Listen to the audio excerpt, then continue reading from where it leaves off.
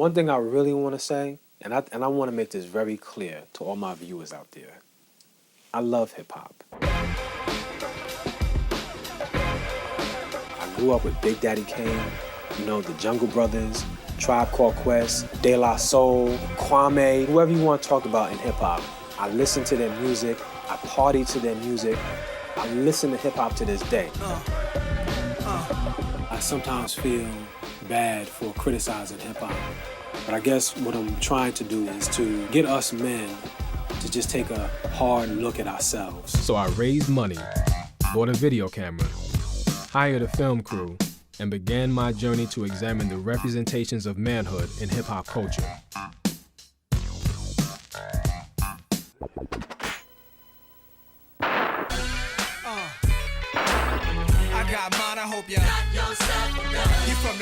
Some of the young people in hip-hop are focusing in on the very deployment of the gun as the paraphernalia of masculinity, as the very symbol of what it means to be a real man. Violent masculinity is at the heart of American identity. If you're a young man growing up in this culture and the culture is telling you that being a man means being powerful, being dominant, being in control, having the respect of your peers, but you don't have a lot of real power, well, one thing that you do have access to is your body and your ability to present yourself, you know, physically as somebody who's worthy of respect. And I think that's one of the things that accounts for a lot of the hypermasculine posturing by a lot of young men of color and a lot of working class white guys as well. You talk about killing brothers like it ain't nothing. You know what I'm saying? And not just you, but a lot of brothers, you know what I'm saying? Do you watch movies?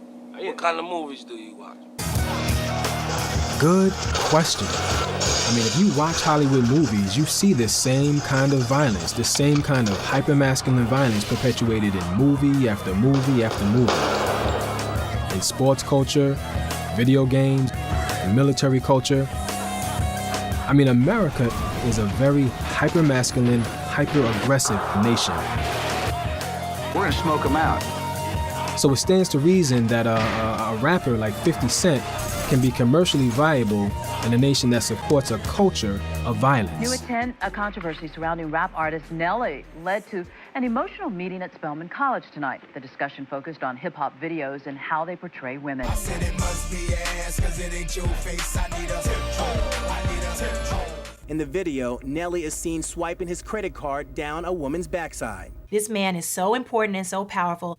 And these women, conversely, are so dime a dozen, or I guess a dime for 2 dozen, you know, if there's 24 women standing around, that they don't matter. They're just eye candy. They're worthless. Do you have any problem with like rappers calling women bitches and hoes and stuff like that? Nah, cause tell you the truth, some of them is bitches, see? It's not really directed towards you personally. It's just what they saying, sex sells. I think a bitch is a bitch. It's funny when I hear women say, when these rappers are calling, you know, women bitches and hoes, they're not talking about me.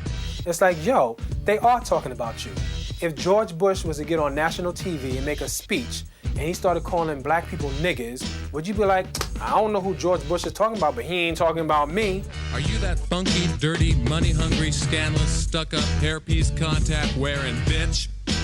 Yep, you probably are. You know, all these things that you hear all of the time in hip-hop, you hear it all of the time and it goes unrecognized and unchecked because it's so normalized. I'm dealing with homophobia in hip-hop, right? Homophobic lyrics and things like that. I can't partake in that conversation, Holmes. That homo shit, as you talking about? Yeah.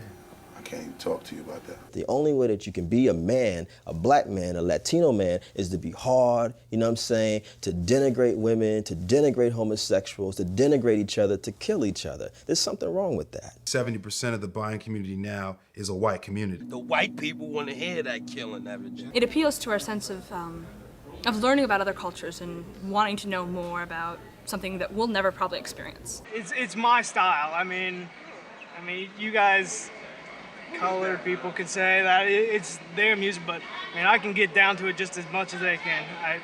Who are you, man? Did you just say colored people? Head for self-destruction.